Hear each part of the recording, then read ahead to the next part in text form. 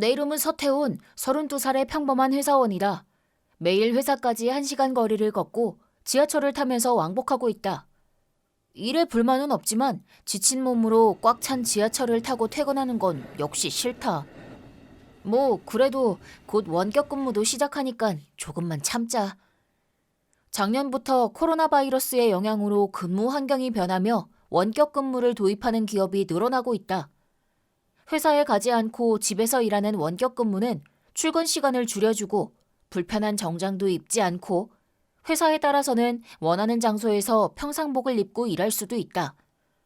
컴퓨터에 익숙한 젊은 세대는 환영하는 분위기이다. 그렇지만 다양한 근무 방법이 생겨나는 시대인데도 회사에 나오지 않으면 평가할 수 없다라는 옛날 방식의 평가 기준을 못 버리는 구시대적인 상사들이 아직 있어서 그게 원격 근무가 확산되는 데 걸림돌이 되고 있다.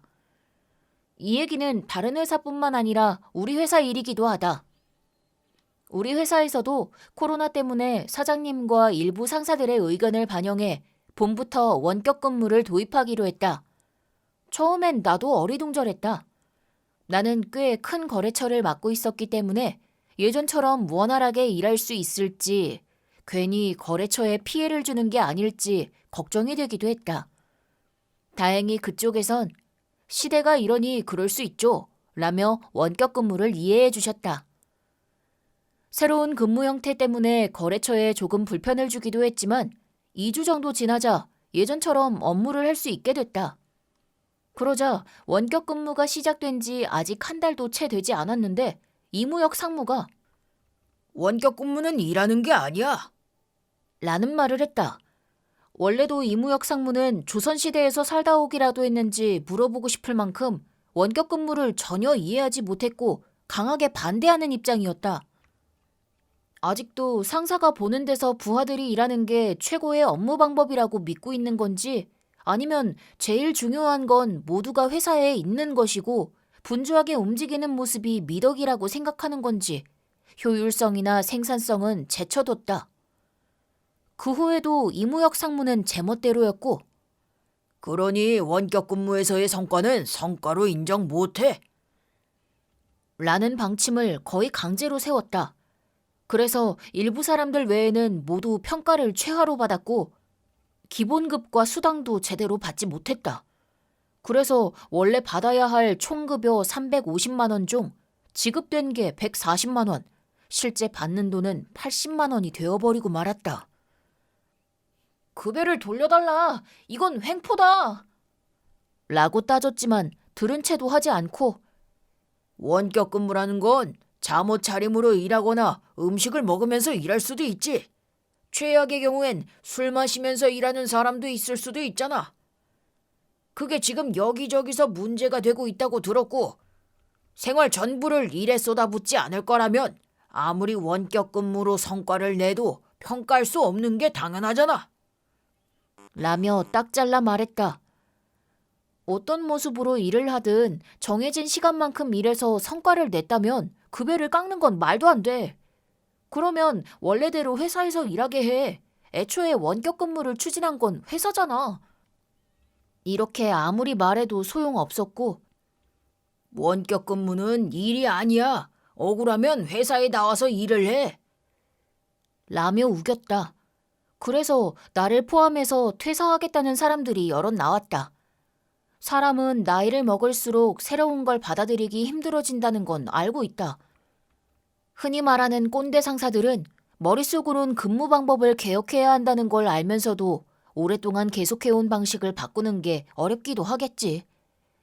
회의실 밖에까지 들릴 정도로 사장과 전무에게 크게 혼나는 소리가 들렸지만 이무혁 상무는 그럼에도 굽히지 않고 사장님이 뭐라 하시면 바뀔 거라고 기대했을지도 모르겠지만 한 번 정해진 평가는 못 바꾸니까 그렇게 아세요.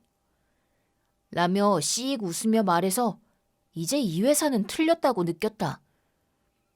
상층부의 상사, 즉 사장님은 오히려 적극적으로 원격 근무를 추진하고 있고 일부 반대하던 상사들은 혼이 났는데 아무리 위에서 똑바로 얘기해도 몇몇 상사가 변하지 않으니 어쩔 수가 없다. 회사 전체가 원격 근무로 전환된다고 했는데도 원격 근무를 반대하는 상층부에 빌붙어선 굳이 회사에 나와서 회사에서 수다를 떨고 이렇다 할 업적도 못 낸 사원이 보너스를 잔뜩 타는데 우리는 앞에 말한 이유로 평가에서 최저점을 받아서 이무혁 상무에게 불만을 말하면 집에서 일하더니 우쭐해졌구만. 이라는 반응만 보여서 아직 옮길 곳을 찾진 못했지만 얼른 사직서부터 썼다. 결국 우리 부서에 있던 사원들이 그 인간 때문에 여름에서 가을 사이에 거의 다 그만두게 됐고 그 결과 원격 근무를 하던 사원 전원이 그만뒀다. 그 후 인수인계해야 하니까 돌아오라든지 이직한 사원에게 우리 회사 정보를 팔아서 손님을 뺏었지 영업방해로 고소할 거야 라는 연락을 그만둔 사원들한테 돌렸고 사원의 가족들한테도 협박하듯이 연락을 해서 사장님과 사장님 가족이 전 사원들에게 고개 숙이고 사과하고 다녔다고 한다. 연락하고 있는 전 동료한테 듣기론 사장님도 이제 연세가 많이 드셔서 위험이 사라졌다고 한다. 그리고 퇴사하고 며칠 후 내게도 이무혁 상무에게서 전화가 왔다. 보나마나 다른 사원들한테 한 것처럼 트집이라도 잡으려는 거겠지. 전화를 받으니 태훈 씨, 부탁이야. 돌아와주면 안 될까? 뭔가 급해 보였다. 트집 잡으려 전화한 거겠지. 그렇게 생각했던 나는 황당해서 왜 그러세요? 무슨 일 있었어요? 라고 물었다. 그리고 이무혁 상무가 하는 얘기에 나는 질색했다. 내용은 이랬다. 회사는 내가 그만두자마자 내가 담당했던 거래처에 내가 그만둔 사실을 전하고 업무 내용을 전혀 모르는 신입 담당자를 소개했다고 한다. 그러자 거래처는 격분했다. 갑자기 말도 없이 담당자를 바꾸다니 무슨 소린가? 게다가 인수인계도 안 끝난 채로 보내다니 우리 회사를 무시하는 거야? 라며 거래를 중지하자는 말까지 나왔다고 한다. 중요한 거래처였기 때문에 거래가 중지되면 큰 손해를 입게 된다. 그래서 허둥지둥 내게 연락한 것이었다. 자네가 돌아오면 다시 거래를 하겠다고 해서 말이야.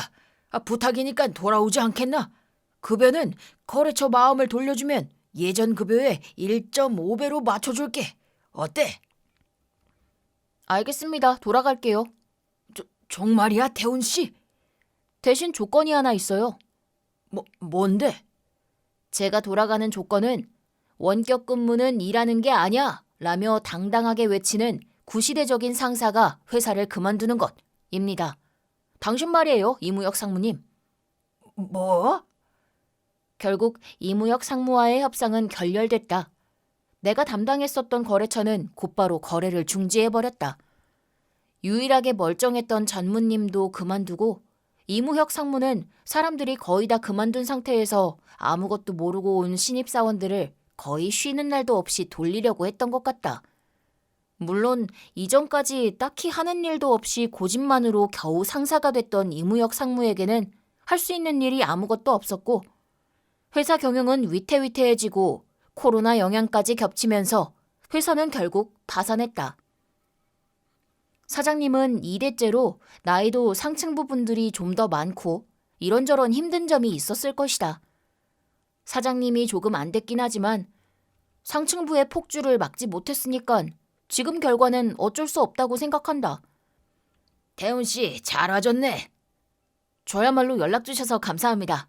앞으로 잘 부탁드립니다. 나는 그 후 내 거래처 사장이었던 분께 입사 권유를 받아 무사히 다시 시작할 수 있게 되었다. 친자매이긴 하지만 우리 자매는 전혀 닮지 않았다. 언니는 누구를 닮았는지 엄청 예쁘고 공부도 잘한다. 학교에서도 항상 인기가 많았다. 집에서도 뭐든지 언니가 우선이고 언니만 서울의 명문 사립대학에 가서 비싼 아파트에서 자취를 했다. 그리고 학교를 다니다가 단기 유학을 다녀온 뒤 명문대학생과 만나 결혼했다. 형부가 해외에서 일하게 된 덕에 언니는 선진국에서 누구나 부러워할 만한 셀럽 생활을 하고 있다. 한편 나는 평범하게 지방에서 취직하고 회사원인 남편과 결혼해서 부모님과 함께 살게 됐다. 이때까지만 해도 부모님이 언니가 아닌 내게 의지해 주신다는 생각에 기뻐하고 있었다. 그 후 별 문제 없이 아들이 태어났고 아들 소식에 기뻐하시는 부모님을 보며 행복했다. 그런데 해외에 있어야 할 언니가 돌아왔다. 당연히 부모님은 크게 반겼다. 남편은 언니의 미모에 한눈이 팔려 있었다. 언니는 우리 가족에게 선진국에서 아시아에 있는 위험국가로 근무지가 바뀌어서 남편이 돌려보냈어. 라고 말하는데 곧 형부의 변호사가 나타나서 언니의 불륜 증거를 들이밀었다. 언니는 형부 덕에 호화롭게 생활하면서 자기 매력을 이용해서 해외에서 바람을 피웠던 것이다. 형부의 이혼 요구를 들은 언니는 싫어, 이혼 안 할 거야. 라며 저항했지만 결국은 이혼했다. 위자료는 부모님이 내셨다. 갈 곳이 없어진 언니는 당연하단 듯이 우리 집에서 살게 됐다. 그러면서부터 내 생활에 조금씩 균열이 생겼다. 언니가 돌아온 후부터 부모님은 나한테 눈길도 주지 않게 됐다. 그렇게 예뻐하시던 우리 아들도 내버려 둔 채 언니만 챙기느라 바빴다. 하지만 나한텐 가정이 있었고 언니 일 따윈 신경 끈 채 맞벌이로 정신없이 일하느라 하루하루를 보냈다. 그런데 종종 집에 돌아오면 침실에서 뭔가 위화감이 느껴졌는데 베개가 떨어져 있네? 아침에 못 봤나? 그냥 기분 탓이라고 생각했다. 그런 일이 반복되던 어느 날 아이가 열이 난다고 유치원에서 연락이 와서 회사를 조퇴하고 서둘러 유치원으로 갔다. 늦어서 죄송합니다. 점심부터 얼굴이 빨개서 열을 재보니 38도가 넘어서요. 엄마, 얼굴이 후끈거려. 그래, 집에 가자. 연락 주셔서 감사합니다. 아니요, 잘 돌봐주세요. 그렇게 나는 유치원에서 아이를 데리고 집으로 갔는데 우리 침실에서 믿지 못할 광경을 보고 말았다. 뭐 하고 있는 거야? 침대 위에서 언니와 남편이 꼭 붙어 있는 것이었다.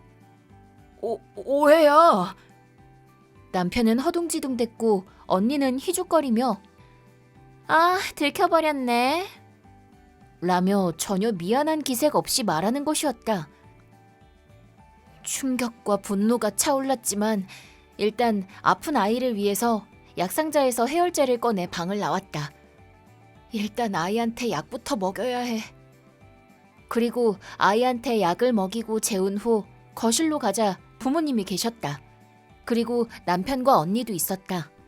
그런데 엄마가 갑자기 믿을 수 없는 얘기를 꺼냈다. 언니가 네 남편이 마음에 들었대. 네 남편도 그런 것 같은데 이혼해주렴. 뭐? 무슨 소리라는 거야? 진심이야? 여보도 그러고 싶어? 뭐라고 말 좀 해봐. 내 말에 남편은 입을 꾹 다물었다. 엄마가 한 말에 대한 긍정이기도 했다. 그리고 언니는 언니대로 네 남편은 내가 가져갈게. 속궁합도 나쁘지 않고 말이야. 그 말을 듣자마자 내 안에서 뭔가 뚝 끊겼고 네가 그러고도 인간이야? 라며 언니한테 달려들었다. 그러자 아빠가 갑자기 날 때렸다. 얼굴에 고통이 퍼지고 입안에서 피맛이 났다. 아빠한테 맞은 충격에 눈물이 났다. 아빠, 어떡해? 울면서 말하는 내게 아빠는 고함을 쳤다. 어딜 너 같은 게 대들어? 우리가 자식으로 생각하는 건 이해 하나뿐이야. 너랑은 이해가 가까이 없으니까 어쩔 수 없이 같이 살았던 것뿐이야. 당장 나가. 이제 너한테 더 볼 일 없다. 그러자 엄마가 아휴, 물론 저 못생긴 손자도 데리고 나가. 앞으로 언니가 귀여운 아이를 낳아줄 테니까 이제 네 애는 필요 없어. 아빠한텐 맞고 엄마한텐 아이와 함께 미움받고 그 와중에 한마디도 안 하는 남편과 웃고 있는 언니. 나는 절망에 빠져버렸다. 아들을 안고 집을 뛰쳐나온 내겐 갈 곳도 없었다. 아들을 병원에 데려간 뒤 저렴한 호텔에서 며칠간 묵고 나서 변호사에게 의뢰해서 이혼 준비를 하고 일단 회사 사택에서 아들과 지내게 됐다. 그리고 남편과 언니에게 정신적 피해를 준 위자료를 받았다. 그리고 서로 일절 관여하지 않기로 서약서를 쓰고 아들과 둘이서 살게 되었다. 그런 일이 있고 나서 2년이 지난 어느 날, 뒤에서 누가 말을 걸었다. 수미야, 형부? 그곳에 있던 건 언니와 이혼한 전 형부였다. 이제 형부는 아니지. 잘 지냈어? 남편분은 잘 계시고? 그 질문에 나는 차마 대답을 못하고 고개를 떨궜다. 그러자 전 형부는 괜찮다면 얘기 좀 들려줄래? 나는 얘기해야 할지 망설였지만 이미 언니와는 이혼했기도 하니 털어놔 버렸다. 내 얘기를 들은 전 형부는 깜짝 놀랐다. 그랬구나. 그 여자가 설마 그런 짓까지 벌이다니. 힘들었겠다. 뭐 이제 다 지난 일이죠. 부모님이랑 연락도 안 하고 있고. 그건 그렇고 형부는 어떻게 지냈어요? 나? 지난달에 한국에 돌아왔어. 그리고 저쪽에서 독립했거든. 저쪽 회사는 맡겨두고 나는 한국으로 돌아왔어. 부모님이 걱정되기도 했고 역시 한국 음식이 제일 맛있더라고. 내가 그런 짓을 한 언니의 동생인데도 여전히 전 형부는 상냥했고 우리는 무척 즐거운 시간을 보냈다. 그리고 이 일을 계기로 서로 연락하게 됐고 그러다 보니 자연스럽게 사귀게 됐다. 그가 부모님을 소개시켜줬을 때 넌 마음이 참 착한 애구나. 눈을 보면 알 수 있지. 그렇게 말해주셔서 너무 기뻐서 눈물이 났다. 그리고 우리는 재혼하게 됐다. 그 후 남편의 회사는 잘 운영이 돼서 잡지나 TV에도 나오게 되었다. 우리는 큰 집에서 살며 두 번째 아이도 가지게 됐다. 그런데 어느 날 유명해진 남편과 내 소식을 듣고 언니와 부모님이 갑자기 쳐들어왔다. 잠깐만, 왜 네가 저 사람이랑 재혼해서 이렇게 잘 살고 있는 거야? 저 사람은 내 거야. 이 집에서 나가. 그래, 언니한테 돌려줘. 그리고 이 집도 넘겨. 무슨 소리야. 언니가 바람 피워서 이혼당했잖아. 그리고 남편도 있잖아. 그럼 무기력한 남자는 너나 다시 가져가. 그러니까 빨리 내놔. 가져갔다 다시 내놓으라니. 무슨 물건이야? 그리고 남편은 이제 당신들이랑은 관계없어. 그러자 언니와 아빠, 엄마가 내게 달려들었다. 그때 내 뒤에서 목소리가 들렸다. 내 아내를 위협하는 건 그만두지 그래. 에이, 보고 싶었어. 나야 나. 그럼 못생긴 애는 얼른 버리고 나랑 다시 만나자. 그래, 에이. 그런 못생긴 년보다 얘가 훨씬 낫잖아. 제 사랑하는 아내를 모욕하지 마세요. 그리고 아내를 폭행하려 했으니 경찰을 부르겠습니다. 뭐? 그게 무슨 말이야. 내가 훨씬 더 예쁘잖아. 내 눈에는 인성이 추한 네가 세상에서 제일 추해 보여. 내가 추하다고? 그렇게 언니가 날뛰려는 순간 경찰이 도착해서 부모님과 언니를 붙잡았다. 임신한 아내를 폭행하려 했으니 체포해 주세요.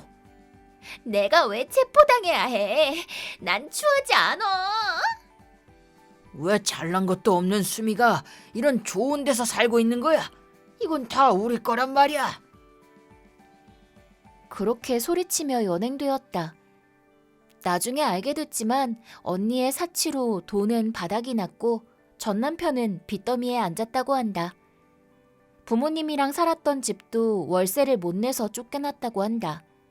그리고 언니는 계속해서 바람을 피웠고 여러 집안에 불륜 위자료를 물게 돼서 꼼짝 못하게 됐다고 한다.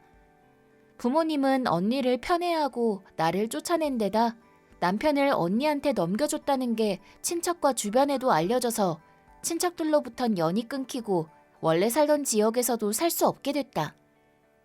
아빠는 회사에서도 잘려서 노숙자 같은 생활을 하고 있었다고 한다.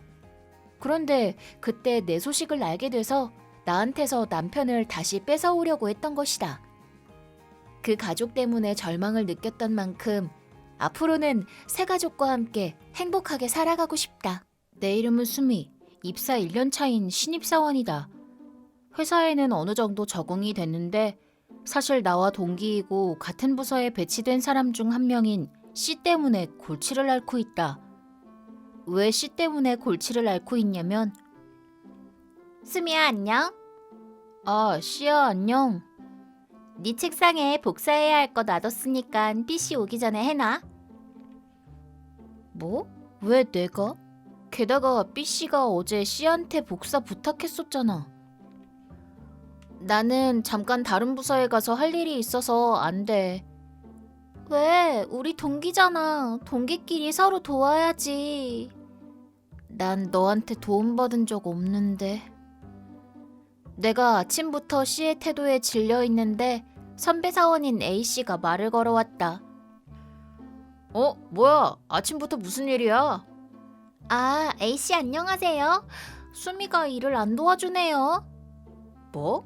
수미씨, C씨가 곤란해하니까 좀 도와줘. 동기잖아. 아, 네. 항상 나한테 일을 떠맡기는 C 때문에 짜증이 나 있었는데 아직 신입사원인 내게 선배 사원의 말은 거절할 수 없는 것. 그래서 네라고 대답할 수밖에 없다. 물론 그걸 알고 C도 선배에게 이런 식으로 말한다. 게다가 C는 미인이어서 뭐든지 용서받는 것 같다. A를 포함한 상사들도 우쭈쭈 해주고. 왠지 내가 항상 C가 할 잡일을 떠맡고 있는 것도 착각은 아닌 것 같다. 그러고 있는데 C에게 일을 부탁한 B가 출근했다. 그러자 C는 높은 목소리를 내면서 아, B씨 안녕하세요. 안녕, 어제 부탁했던 복사는 끝났어? 아, 끝났어요. 바로 드릴게요. 무슨 소리라는 거야. 나한테 시킨 주제에. 그런 생각을 하는 내 옆으로 C가 다가와선 복사는 아직이야? 왜 이렇게 늦어? 라며 들리지 않게 작은 목소리로 말했다. 거의 다 됐어. 근데 네 일은 네가 해. 하지만 복사해본 적 없어서 모른단 말이야. 뭐? 지금까지 몇 번이고 부탁받았잖아. 그거야 항상 다른 사람한테 시키니깐. 뭐? 아, 끝났네. B씨 여기요. 복사 다 했어요. 고마워. C는 내가 복사한 서류를 자기가 다 했다는 듯이 B씨에게 들고 갔다. 참고로 B씨는 다른 부서에서도 유명할 정도로 잘생긴 데다 일도 잘한다. C는 B씨를 노리고 있는 것 같다. 뭐 확실히 C는 성격만 빼면 예쁘니깐 잘 어울릴지도 모르지만 성격이 문제라서 그런 말이 나오진 않는다. 그렇게 점심시간도 끝나고 저녁이 돼서 퇴근 시간이 다가오는데 C가 내게로 왔다. 들었어? 오늘 우리 부서끼리 회식한대. 아, 그래? 근데 나 이 일 끝내야 돼서 못 갈 것 같네. 뭐? 진짜? 마침 잘 됐다. 나도 일 안 끝났거든. 그래? 그럼 같이 힘내자. 그러니까 내 일도 해놔줘. 다행이다. 이걸로 마음 놓고 회식 갈 수 있겠다. 뭐? 아니 잠깐만. 자기 일은 자기가 하라고 했잖아. 야근까지 해가면서 내 일을 해야 하는데 C가 할 일까지 할 수는 없잖아. 난 그렇게 말했지만 전혀 듣지 않았다. 그럼 부탁할게. 라며 가버렸다. 장난치는 건가? 말도 안 돼.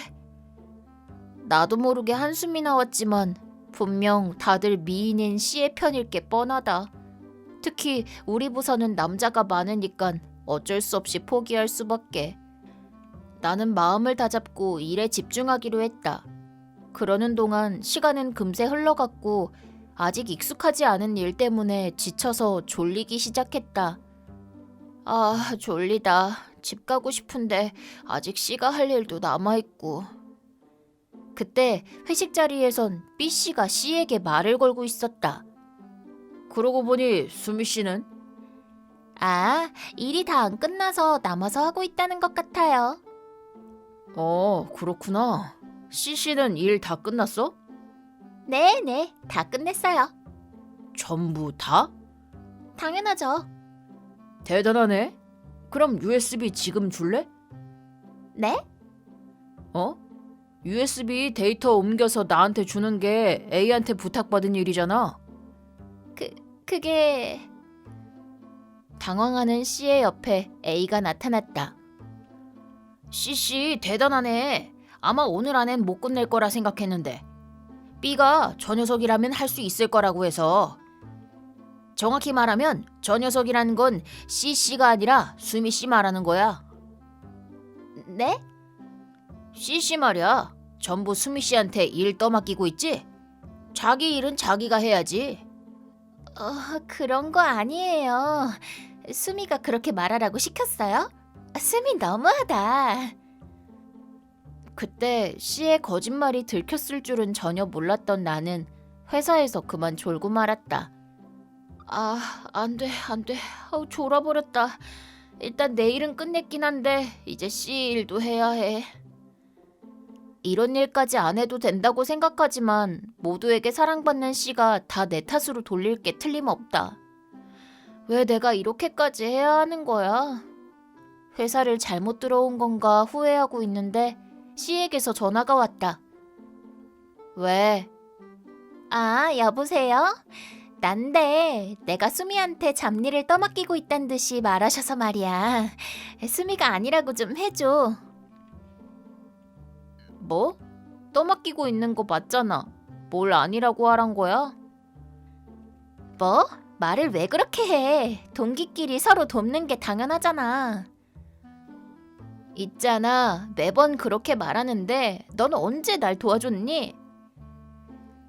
C의 태도에 너무 짜증이 나서 화를 내자 갑자기 뒤에서 목소리가 들렸다. 수미씨, 그 전화 좀 바꿔줄래? B씨가 왜 여기 계세요? C씨 일을 대신하고 있을 것 같아서 돌아왔어. 회식 장소가 가깝기도 했고. 그래요? 그것보다 전화 좀 바꿔줄래? 네? 전화요? 여기요. 나는 머뭇거리며 B씨에게 휴대폰을 건넸다. C씨, 난데 일 떠맡기는 것도 다 들켰고 들킬 것 같으니까 덮어 씌우려 하는 것도 다 들었어. 네? B씨가 언제 거기에... 그런 건 됐고 지금까지 계속 수미 씨한테 일 떠맡기고 있었지? 회사는 뭐하러 다니는 거야? 그건... 그러고 다니라고 회사에서 월급 주는 건 줄 알아? 죄송합니다. 사과할 상대는 내가 아니야. 수미 씨한테 전화 바꿀게. B씨한테서 전화기를 건네봤자 C는 내게 풀이 죽은 목소리로 사과했다. 잘못했어. 미인인 데다 자존심 센 C였기 때문에 잘생긴 B씨가 그렇게 말한 게 꽤 충격이었던 것 같다. 저 감사합니다, B씨. 수미 씨가 입사하고 나서 1년 동안 최선을 다해서 일을 배우려고 하는 걸 봐왔거든. 그렇게 말하며 머리를 쓰다듬어줬다. 그 후 C는 부서 사람들 모두에게 일을 떠넘기고 있단 게 알려지고 평판이 뚝 떨어져서 왜 보면 뭐해, 일은 하나도 못하는데 회사는 왜 온 거야? 진짜? 우리는 이렇게 일해서 돈 버는데 동기한테 일을 전부 떠맡겼다며? 사람 잘못 봤어. 라며 남성 사원들한테 예쁨 받는 것도 다 끝났고 순식간에 짐덩이 취급을 받았다. 그리고 몇 없는 여자 사원들한테는 꼴 좋다는 비웃음을 당했다. 내가 일을 도와주지 않자 보면 볼수록 C의 무능력함이 드러나서 부장님은 1년 동안 대체 뭘 한 거야? 라며 호통을 쳤고 결국 몇 달도 지나지 않아서 회사를 그만두게 됐다. 그리고 나는 그 일을 계기로 수미야, 점심 먹으러 가자. 네, 선배. B씨와 사귀게 되었고 일도 사랑도 순조로운 하루하루를 보내고 있다. 내 이름은 김수영. 대부분의 사람들은 연말연시가 다가오면 두근두근하고 설레는 기분일 것이다. 시골에 계신 할아버지 할머니 댁에 가는 게 마치 여행 같아서 기대되거나 다 함께 거실에 모여서 TV를 보며 밤을 새거나 평소였으면 자고 있을 시간에 해돋이를 보러 가거나 가족이나 친척들과 모여서 새해 인사를 하거나 명절 음식을 먹으며 어른들은 술도 마시고 아이들은 세뱃돈을 모아서 뭘 살까 하는 설레는 마음으로 고민하기도 한다. 사람마다 제각각이겠지. 하지만 나는 다르다. 철이 들고 나선 연말이 되면 기분이 가라앉고 앞으로 시작될 전쟁에 겁이 났다. 옛날엔 아빠의 본가가 큰 집이어서 설날이 다가오면 친척이 20, 30명은 모여들어서 모두 정장을 입고 제사를 지내곤 했다. 친척들은 모두 3일 동안 묵으며 밤낮 없이 술을 마시며 연회를 열었다. 얼핏 보면 즐거운 명절처럼 보일지도 모른다. 하지만 현실은 그렇지 않았고 그 뒤엔 쉴 틈 없이 일하는 엄마와 내가 있었다. 설날 5일 전부터 엄마는 계속 명절 음식을 만들어야만 했고 나도 초등학교 3학년이 됐을 때부터 혼자 바쁘게 일하는 엄마를 참아 볼 수 없어서 같이 돕기 시작했다. 지금 생각하면 초등학교 3학년인 내가 큰 도움이 되진 못했겠지. 그래도 엄마 입장에서는 지푸라기라도 잡고 싶은 심정에 고마워, 덕분에 살겠네 라고 말하며 내가 할 수 있는 일을 맡겼다. 명절 요리를 만들며 엄마는 찬장에서 접시를 꺼내 다시 씻었고 내가 그 접시를 닦는 일을 했다. 그리고 20인분 정도의 이불을 준비했는데 벽장에서 꺼내 펼친 이불이 마르면 내가 새 시트를 씌웠다. 그 밖에 손님방의 청소도 바닥에 걸레질을 하거나 현관을 닦는 등의 청소는 내가 맡았다. 그동안도 엄마는 쉬지 않고 준비를 계속했고 업자에게 명절 다과나 술을 주문하고 부족한 식재료를 사러 가는 등 잠잘 새도 없이 대를 잇는 며느리인 엄마가 모든 책임을 지게 됐다. 그 부담은 말도 못하게 컸고 물론 다른 여자 친척분들도 와서 도와주셨지만 결국 엄마의 일이어서 거의 엄마가 이것저것 다 해야 했다. 설 연휴가 끝나고 모두가 돌아가자 엄마는 골아떨어질 정도로 지쳐 있었다. 그런데 설날이 끝나고 다음 날까지 눌러앉은 친척도 있어서 엄마는 계속해서 음식을 준비해야만 했다. 야, 술이 없잖아. 얼른 안 가져오고 뭐해? 음식은 더 없어? 이게 다야? 너는 큰 집에 시집 왔으면 남 부끄럽지 않게 잘해야지. 게으름 피우지 말고 빨리 일해. 라며 엄마를 나무랐다. 엄마를 말 그대로 노예 취급하고 언제까지고 다 같이 눌러붙어서 놀고 있는 할아버지와 아빠에게 나는 너무 화가 났다. 참고로 할머니는 몸이 약하셔서 내가 철들었을 땐 이미 침대에서 일어나지 못하셨다. 할머니도 돌봐드려야 했기 때문에 설날은 할머니 간호에 친척들 뒤치다꺼리로 몸이 나만하질 않았다. 할머니가 얌전하시면 좋았겠지만 몸은 안 좋으셔도 말은 잘하셔서 자기 몸이 아프신 걸 우리 엄마한테 화풀이하곤 했다. 나는 나대로 친척이 데려온 아이들을 상대해 주느라 바빴다. 새해 전날 밤에 우는 아기를 업고 바깥을 산책하던 도중 제아의 종소리를 들었던 걸 잊지 못한다. 그런데 내가 중학교 2학년이었던 어느 날 사태는 갑자기 전환됐다. 아빠가 정말 사랑하는 사람이랑 가족이 돼서 새해를 맞이하고 싶어. 라고 말한 것이다. 무슨 말이야? 이혼하자는 거야? 갑작스러운 아빠의 말에 엄마가 물었다. 그래, 이제 넌 종으로밖에 안 보여. 아빠의 결정적인 한마디에 엄마는 바로 이혼 준비를 했다. 듣자 하니 아빠는 5년 전부터 불륜을 했고 상대 여성이 최근에 임신했다고 한다. 물론 아빠에게선 꽤 많은 위자료와 양육비를 받았지만 나는 지금껏 엄마를 종 취급한 건 아빠인데 이제 와서 종으로밖에 안 보인다는 건 무슨 말인지, 왜 아빠 집안을 위해서 그렇게 고생한 엄마가 이렇게 돼야 하는지 나는 속이 뒤집어졌다. 하지만 엄마는 아무렇지도 않게 본가로 돌아가는 것도 귀찮고 이참에 서울로 갈까? 라며 왠지 두근두근한 듯이 묻는 것이었다. 나는 생각지 못한 엄마의 말에 깜짝 놀라서 서울로 가자니 괜찮을까? 시골 중학생한테 서울은 외국 느낌 라고 되물었다. 그러자 엄마는 괜찮아, 괜찮아. 지금 생각해보면 그때 엄마의 괜찮다는 말에 근거는 없었던 것 같다. 엄마는 고등학교를 졸업하고 3년 동안 일을 했었지만 그 후 아빠와 선을 보고 결혼했다. 이후는 아빠와 할아버지가 계속 말한 대로 전업주부가 돼서 밖에서 일하지 않았기 때문에 이제 와서 서울로 가서 여자 혼자 날 키우면서 일한다니 정말로 굳은 각오가 필요했을 것이다. 엄마는 어릴 때부터 서울에 살아보고 싶었거든. 그래서 일해서 돈을 모으고 있었는데 부모님이 어서 결혼하라고 해서 아빠랑 결혼하고 그 이후론 서울에서 사는 건 완전히 포기했었거든.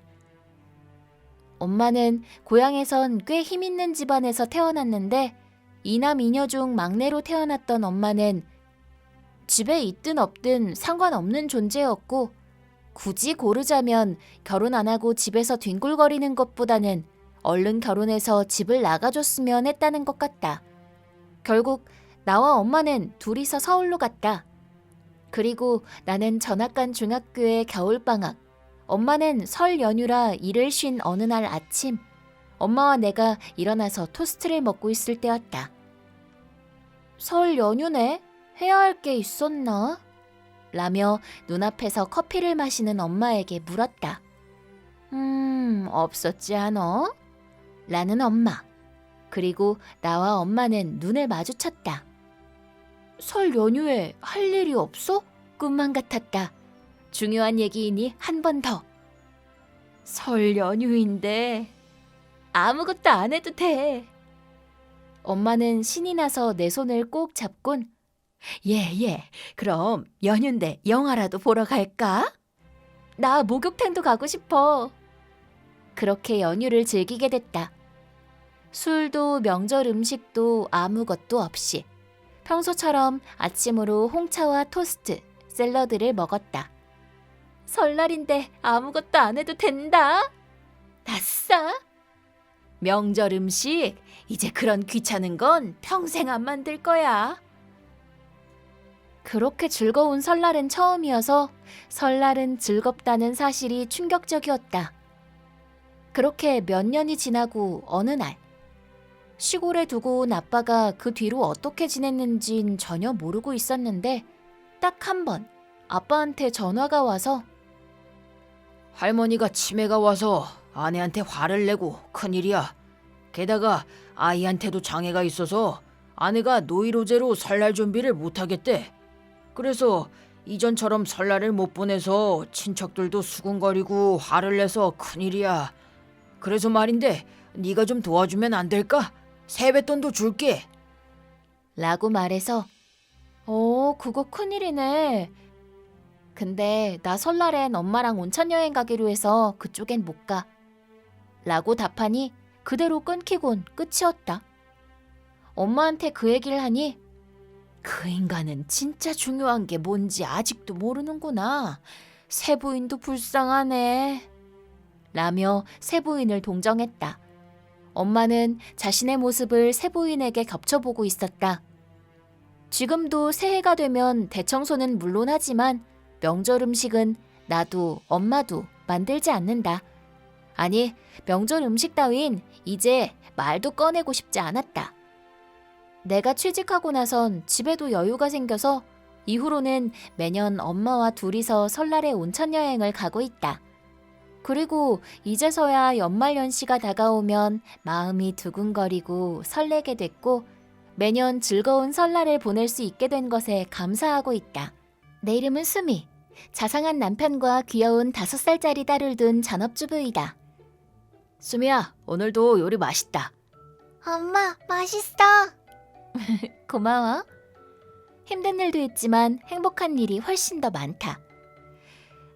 오늘도 날씨 좋다. 수미 씨 안녕하세요. 어머, A 씨 안녕하세요. 이 사람은 얼마 전에 이사 온 A 씨이다. 나처럼 남편과 아이를 둔 같은 학부모이다. 들어봐, 오늘 아침 운세가 말도 안 되게 나쁘다니깐. 어머, 조심해야겠네요. 그러고 보니 수미 씨 운도 엄청 안 좋았어요. 굳이 말 안 해도 될 텐데. A 씨는 궁금하지도 않은 자기 얘기만 해대서 조금 성가시다. 그래서 언제나 대충 맞춰주고 있다. 어느 날 내가 남편을 배웅해주는데 마침 A 씨가 집을 나서는 때랑 겹쳤다. 수미야, 다녀올게. 잘 다녀와, 여보. 조심하고. 잠깐, 방금 저 사람 남편이야? 너무 잘생겼는데? 네, 남편이에요. 확실히 남편은 옛날부터 잘생겨서 이런 나랑 사귀고 결혼해줬다는 게 아직도 믿기지 않긴 하다.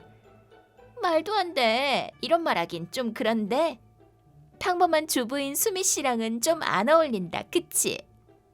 뭐? 혹시 약점이라도 잡아서 결혼한 거 아니야? 아니에요. 평범하게 연애하다가 결혼했어요. 뭐? 연애? 더 못 믿겠는데? 저렇게 멋진 남편이랑?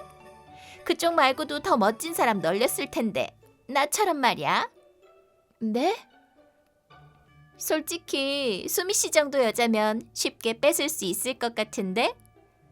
저기요, 아까부터 무슨 소리를 하는 거예요? 딸도 그쪽이랑 안 닮아서 엄청 귀엽다고 생각했었는데 남편 피가 섞여서 그렇게 귀여웠구나? 나도 남편분이랑 아기 있으면 좋겠다. 네? 지금 제정신이에요? A씨도 남편이랑 자식 있잖아요. 그러니까 기왕 안길 거면 저런 잘생긴 남자 품이 좋다는 거지. 이 인간 제정신인가? 농담하는 얼굴로는 안 보여. 더 이상 엮이지 말아야겠다. 집안일 할 것도 있고 이만 들어가 볼게요. 그럼. 나는 적당히 대화를 끊고 도망쳤다. 하지만 다음 날부터 그녀는 기회가 될 때마다 남편을 만나려고 했다. 아침에 남편이 출근할 땐 우연인 척 잔뜩 꾸미고 남편을 보러 나오고 안녕하세요. 오늘도 멋있으시네요. 감사합니다. 남편도 조금 꺼림칙해 보였다. 끝내 회사까지 알아내서 쉬는 시간에 쳐들어가기도 했다. 괜찮으시면 같이 식사라도 안 할래요? 사양할게요. 아내가 있어서요. 그런 말 하지 말고 한 번만요. 이건 내버려두면 안 되겠다고 생각해서 A씨의 남편분도 불러서 대화를 나누기로 했다. 아내분이 저희 남편한테 들이대고 있는 건 알고 계세요? 아니요, 부끄럽지만 지금 처음 알았습니다. 너 그게 사실이야? 아니, 들이댄 적 없는데. 남편분도 좋아하시던걸? 아니, 무슨 소리를 하시는 거예요? 그만 좀 하세요. 글쎄, 나랑 당신 남편은 옛날부터 쭉 이어질 운명이었다니깐. 근데 수미 씨가 독차지를 하고 우리 사이를 방해하다니 비겁해. 그래, 수미 씨가 우리 남편이랑 이어지면 방해거리도 사라지고 만사 해결 아니야? 그래, 그렇게 하자. 이 인간은 무슨 말을 하고 있는 거야? 모두 어이가 없어서 뭐라고 대꾸해야 할지 모르고 있었다. 따님 걱정은 마세요. 저랑 태옥 씨 아기가 태어날 때까진 연습 삼아서 제가 책임지고 키울게요. 걱정 말라니 무슨 소리예요. 그 애는 저랑 남편의 소중한 딸이에요. 당신한테 줄 것 같아요? 남편한테도 더 이상 접근하지 마세요. 또다시 그러면 법적으로 대응하겠습니다. 나는 그렇게 말하고 남편의 손을 잡고 자리를 나왔다. 이 여자가 하는 짓이 너무 불쾌했다. 제정신이 아니네. 혹시나 이상한 짓 하면 바로 112 부르자. 그러자 뭔가 느낌이 안 좋아. 그 후 A씨는 남편에게 혼이 났는지 잠잠해져서 한동안 나타나지 않았다. 시간이 좀 지나 어느 날 우리는 고향에 있는 부모님 댁에 갔다. 할머니, 할아버지. 잘 왔다. 부모님도 오랜만에 손주를 봐서 기쁘셨는지 분위기가 화목하고 좋았다. 남편도 푹 쉬었는지 좋은 휴가를 보냈다. 그런데 다시 우리 집에 돌아오자 사건이 벌어졌다. 아, 겨우 도착했네. 본가에 있는 시간도 좋았지만 역시 우리 집이 최고야. 엄마, 아빠, 나도 짐 옮길 수 있어. 와, 장하네. 그럼 침실까지 옮겨줄래? 네. 딸이 침실로 들어가는 걸 보면서 여행 다녀온 피로감에 멍하니 있었다. 그런데 갑자기 어? 아이의 비명 소리가 들렸다. 무슨 일이야? 도둑인가? 우리는 허둥지둥 침실로 달려갔다. 그리고 그곳에서 생각지도 못한 광경을 마주했다. 아, 시끄러워라. 이제 왔어. A씨가 알몸인 채로 우리 침대에서 자고 있던 것이었다. 어머, 보여줘버렸네. 미안해. 내가 너무 매력적이라서 당신 남편이 격하더라고. 무슨 소리라는 거야? 기분 나쁘게. 남편은 나랑 아이와 쭉 함께 있었기 때문에 집에 올 틈 따윈 없었다. 대체 이 여자는 무슨 생각인 거야? 어떻게 집에 들어온 거야? 이거 주거 침입이잖아. 어떡할까? 우선 남편분한테 상담하자. 분명 전에 연락처 받아놨으니까. 그리고 남편이 그러는 동안 일단 짐을 수색했다. 그러자 왜 우리 결혼 반지가 나오는 거야? 내 넥타이랑 물건들은 가져가서 어쩌려고? 주거 침입에 절도까지. 이 정도면 남편분에겐 미안하지만 경찰에 신고해야겠다고 생각했다. 정말 죄송합니다. 한동안 강하게 얘기하고 감시도 하고 있었는데 잠깐 한눈판 사이에 이럴 줄은. 제발 경찰만은 봐주세요. 저희 딸이 이제 곧 중학교에 들어가서요. 그렇게 말했지만 본인은 눈꽃만큼도 반성하지 않고 또 같은 일이 일어날 게 안 봐도 뻔했다. 하지만 이 멍청한 엄마 때문에 앞으로 미래가 창창한 아이의 장래를 망가뜨리고 싶지는 않았다. 그래서 나는 망설였다. 결국 그날은 남편분이 데려가는 걸로 끝냈다. 다음 날 남편분에게서 연락이 왔다. 아내를 경찰에 신고하셔도 괜찮습니다. 제멋대로 고집을 부려서 죄송합니다.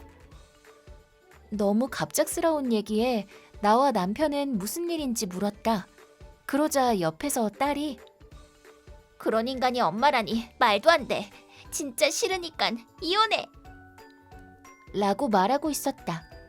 남편도 아이를 위해서라도 이혼은 하지 않고 있었는데 딸이 그렇게 말해서 마음이 놓였다고 한다. 딸은 제가 데려가서 둘이서 살 거예요. 제가 잘 키울 겁니다. 아내와는 이제 남남이고 자기가 한 일에 책임을 지게 할 거예요. 라고 말했다. 그 후 곧바로 A씨와 남편분은 이혼을 했고 우리는 경찰에 신고를 해서 피해 보상을 청구했다. A씨가 경찰에 이실직고한 걸 듣자 하니 우리 침실에 도청기가 설치돼 있었다고 한다. 그래서 우리가 시골에 간 것도 남편이 일 때문에 하루빨리 돌아온다는 것도 미리 알고 있었던 것이다. 그래서 집에 몰래 들어와 알몸으로 남편을 기다렸는데 나와 딸도 함께 일찍 돌아올 줄은 몰랐던 것이었다. 결혼 반지를 훔쳤던 건 분한 마음에 가져가서 버릴 생각이었다고 한다. 그리고 어떻게 들어왔나 했더니 옛날에 사이가 좋았을 때 우리 집에 몇 번 왔었는데 그때 몰래 열쇠를 복사해놨다고 한다. 하나부터 10까지 범죄자가 따로 없었다. 결국 A씨는 체포됐고 침대나 이불, 열쇠 교환 비용과 피해 보상금은 그쪽 부모님이 한 번에 지불했다. 그리고 2번 다시 우리 앞에 나타나지 않도록 시골로 끌려가서 부모한테 진 빚을 갚고 있다고 한다. 남편이 잘생겨서 부러움을 산 적은 많지만 스토킹을 당한 적은 없었기 때문에 사건이 다 끝나고 나서야 나와 남편은 겨우 한숨을 놓았다. 내가 20살 때쯤 일했던 곳은 기술직 아저씨들만 잔뜩 있는 회사여서 여성 사원은 출산휴가를 앞둔 30대 사무직 한 분뿐이었다. 그분이 출산휴가를 내고 급하게 사람을 구할 때 급여에 끌려서 입사한 게 바로 나였다. 급하게 들어와서 아직 사무직에 적응을 못한 여자애를 아저씨 사원들은 나름 예뻐해 주셨다. 나는 발목을 붙잡거나 민폐가 되지 않도록 매일 열심히 일했다. 회사 분위기도 좋고 평소엔 집이 가까워서 점심 식사는 집에 가서 했는데 밥 먹으러 갈 건데 같이 가자. 라며 여러 사람들이 밥을 사주셔서 덕분에 내 식비도 꽤 굳었다. 게다가 한식에 패밀리 레스토랑, 중식, 일식 등 다양한 음식을 먹어볼 수 있었다. 상사 A씨가 들어오기 전까지는 말이다. 이 A라는 사람은 본사에 있는 높은 사람의 낙하산으로 입사해서 처음부터 관리직으로 들어와서 현장 일은 전혀 하지 않는다. 사무실을 어슬렁어슬렁 돌아다닐 때까지만 해도 괜찮았다. 그런데 A는 할 일이 없었는지 날 부려먹기 시작했다. 편의점에서 잡지를 사오라든지 커피를 사오라는 일을 시켰는데 나도 거절하기는 힘들어서 묵묵히 시키는 대로 했었다. 그걸론 부족했는지 이번엔 거래처와 한 통화 내용을 말해주지 않는 등 괴롭히기 시작했다. 당연히 업무에 지장이 생겼고 우리가 사과를 해야만 했다. 그걸 보고 희죽희죽 웃고 있는 것이었다.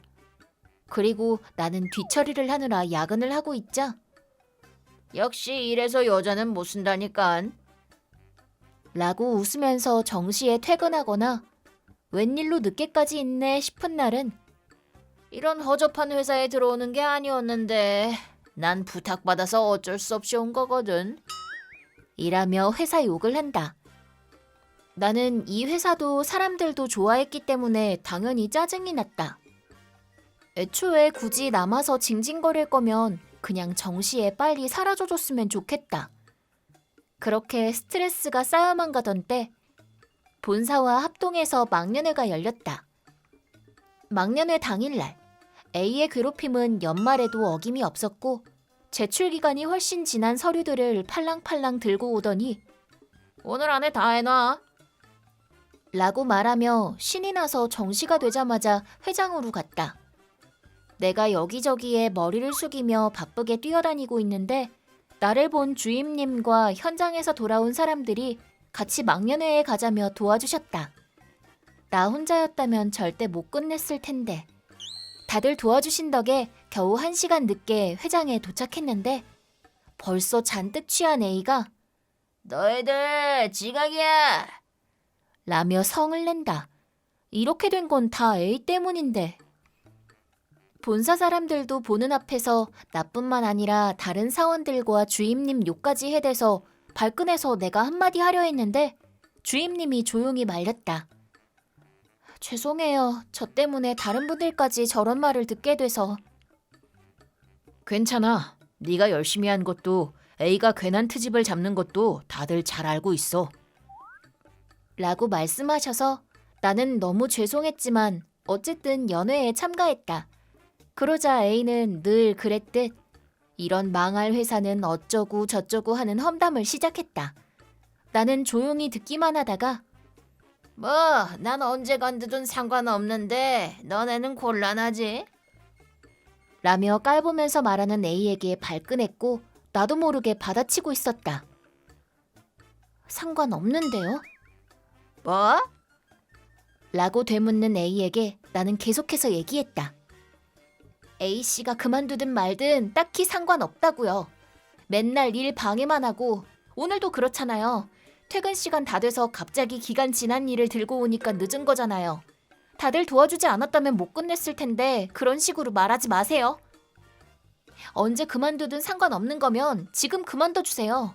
어차피 입만 살아서 하는 말이잖아요. 틀림없이 A에게 고함치고 있었지만 이렇게 흥분해서 얘기하는 건 태어나서 처음이어서 나도 모르게 눈물까지 나고 말았다. 내 얘기를 듣고 있던 A의 얼굴이 무섭게 변하더니 말 다 했어? 이게 집에 가? 두고 봐. 너 후회할 줄 알아? 라며 소리를 지르고는 회장을 뛰쳐나갔다. 남겨져서 멍하니 있는 내 곁으로 사원들이 모여들었다. 말 잘했어. 신경 쓰지 마.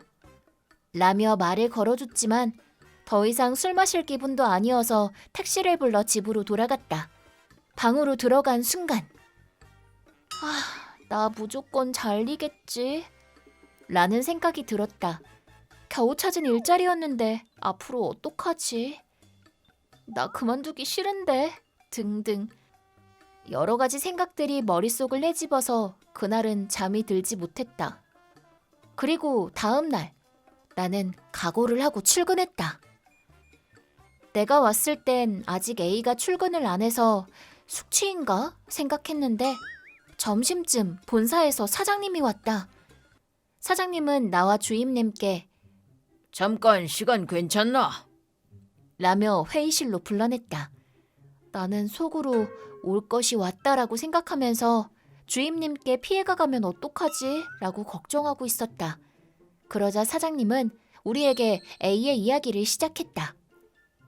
A는 회사 기숙사에 살고 있는데 결국 연락이 없어서 가보니 문에 박스 테이프로 사표가 붙어 있었다고 한다. 관리자에게 연락해 문을 따보니 방 안은 텅 비어 있고 나에 대한 욕이 한가득 적힌 편지만 놓여 있었다고 한다. 나는 높은 사람이랑 연이 있는 사람을 그만두게 했으니 무조건 해고다.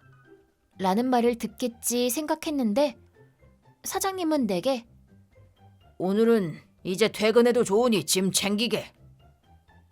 라고 말했다. 네? 그게 무슨 저 해고 아닌가요? 아니, 그런 걸로 부른 게 아니야. 주임, 저녁까지 이사업체를 부를 테니 짐 싸는 거 도와주게. 네? 제가 이사요? 그래, 사실 그 얘기였어. A가 쓴 편지에 자네 안전을 위협하는 내용이 적혀 있었거든. 혹시나 결혼도 안 한 처자한테 무슨 일이 일어나면 큰일이니까 이사하는 게 좋을 것 같아서. 물론 비용은 회사에서 부담하고 1인 가구를 위한 보안이 확실한 아파트니까 걱정 안 해도 될 거야. 사장님 말을 듣고 소름이 돋았다. 날 노렸다니. 알겠습니다. 그런데 솔직히 그렇게 잘난 듯이 얘기를 하길래 제가 잘릴 거라고 각오하고 있었어요. 성실하게 일하는 사원을 자를 리가 없지. 그것보다 미안하네. A가 완전히 제멋대로 굴었던 것 같아서. 요즘 자회사에서 실수가 잦아서 이상하다 했더니 전부 A가 제멋대로 굴어서 그랬구만. 신경 쓰게 해서 정말 미안하네. 부디 앞으로도 회사를 위해서 힘써주게. 네, 감사합니다. 그 후 나는 주임님과 함께 짐을 싸고 그날 이사업체의 도움을 받아서 사장님이 마련해주신 아파트로 이사를 갔다. 그 후 소문으로 들었는데 사장님이 이번 일을 A의 부모님에게도 얘기해서 부모님은 회사에 피해를 준 일에 대해 진심으로 사과하고 책임지고 A가 내 근처에 오지 못하도록 힘을 쓰고 있다고 한다. 하지만 A는 그게 마음에 안 들었는지 부모님이 멀리 어딘가로 보내버리기 전에 출근하는 내 앞에 나타나 날 끌고 가려고 했다. 드디어 찾았다. 용서 못해. 하지만 회사 근처였기 때문에 경비원에게 잡혔고 그 뒤 경찰에 체포됐다. 듣자 하니 A는 회사 서류를 뒤져서 내 주소를 찾아내고 있었고 집에 없자 화가 나서 회사에 가면 분명 마주칠 거라고 생각했던 것 같다. A는 이건 나. 저 망할 년을 죽여버릴 거야. 감히 날 망신시키다니. 라고 말하며 사라졌다. 나도 이번 일엔 너무 겁이 났지만 경찰에 붙잡힌 뒤 어디 멀리 있는 형무소로 보내졌다고 들었다. 이미 A에게서 카드도 현금도 전부 압수해서 다시 돌아올 수도 없을 거라고 한다. 나는 위험한 일로부터 지키지 못한 이유로 회사에게 사과받았고 A의 부모와 회사로부터 거액의 위자료를 받게 됐다. 그 후로 몇 년이 지나 출산휴가를 냈던 사원분도 돌아왔는데 나도 또 한 명의 사무원으로서 지금도 즐겁게 회사에서 일하고 있다. 내 이름은 김은지. 예전에 사귀었던 남친은 손버릇 나쁜 쓰레기로 내 친구 지효한테도 손을 댔다. 남친과는 친구가 주선한 미팅 자리에서 만났다. 잘생겼고 착해서 거기 있던 여자 모두 남친 쪽만 쳐다봤다. 잘생겼고 눈치 있고 착하네. 근데 이런 남자랑 내가 사귈 일은 없겠지. 자아 성찰이 잘 돼 있던 터라 빠르게 포기했다. 그런데 은지 씨는 진짜 남친 없어요? 남친 쪽에서 말을 걸어왔다. 아, 네, 없어요. 그렇구나. 실은 저 은지 씨 계속 신경 쓰여서요. 괜찮으면 저랑 사귀어 보실래요? 네! 완전 대박이었다. 거절할 이유 따위는 없었고 흔쾌히 받아들였다. 그런데 그로부터 반년 정도 지난 어느 날, 근데 너 그 잘생긴 애랑 헤어졌어? 그때 같이 미팅에 있던 친구한테서 연락이 왔다. 응?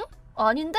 아직 주변엔 거의 말 안 했는데 남친이 프로포즈해서 내년에 결혼할 예정이야. 신나서 얘기하자 그 친구는 그렇구나. 근데 말꼬리를 흐렸다. 뭔가 느낌이 이상했다. 왜? 남친한테 무슨 일 생겼어? 실은 어제 회식하고 돌아가는 길에 호텔 가로 가는 네 남친이랑 지호를 봤거든. 뭐? 정말로 지호를?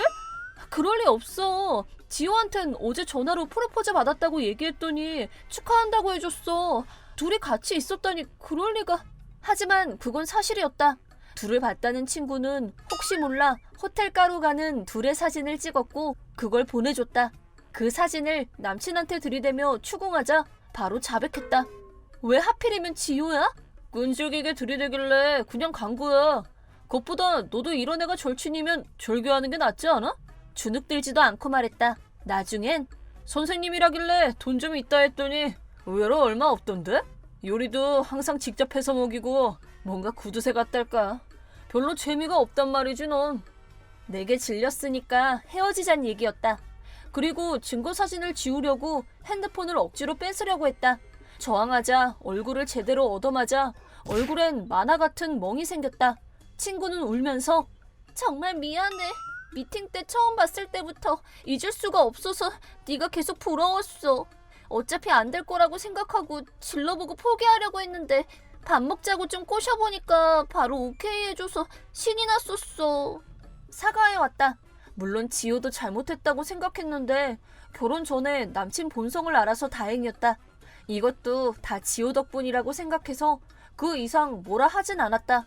남친은 지호를 때린다고 하는데 그 후로도 무섭다면서 계속 사귀고 있었다. 나도 나대로 집에 일이 있어서 걱정은 됐지만 결국 다 해결됐을 땐 1년이 지났다. 이미 그땐 지호랑도 전 남친이랑도 연락을 안 했고 가끔 듣는 소문엔 전 남친이 양다리 3다리 걸친 게 걸려서 지호는 버려졌다고 들었다. 그 후 난 다른 남자랑 사귀었고 왠지 죽이 잘 맞아 바로 결혼해 순탄했다. 그러던 어느 날 지호한테서 연락이 왔다. 범상치 않은 일 같아 밖에서 만날 약속을 하고 보러 갔다. 헤어지긴 했는데 집에서 돈을 빌려 엄청 바치는 바람에 아직도 관계를 질질 끌고 있다고 한다.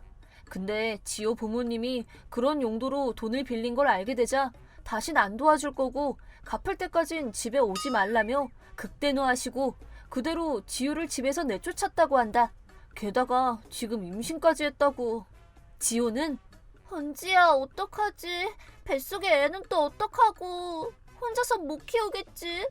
울면서 나한테 매달렸지만 어떡하긴 물이라고 생각하면 낙태할 수밖에 없잖아. 이렇게밖에 할 말이 없었는데 지호는 그렇게 심한 말에 잘도 하네. 살아있는 생명인데. 남친도 애 얼굴을 보면 바뀌겠지. 날 고른 남친을 믿을 거야. 아우성 쳤다. 아, 이젠 미련도 뭣도 없는 흑역사인데. 일단 내 전남친이기도 했으니 게다가 골랐다니. 그럼 난 버려졌단 거야? 뭐 그래도 상관없지만 네가 전남친한테 손을 댄 거잖아. 골랐다니 무슨 말이지? 대체 무슨 일이라?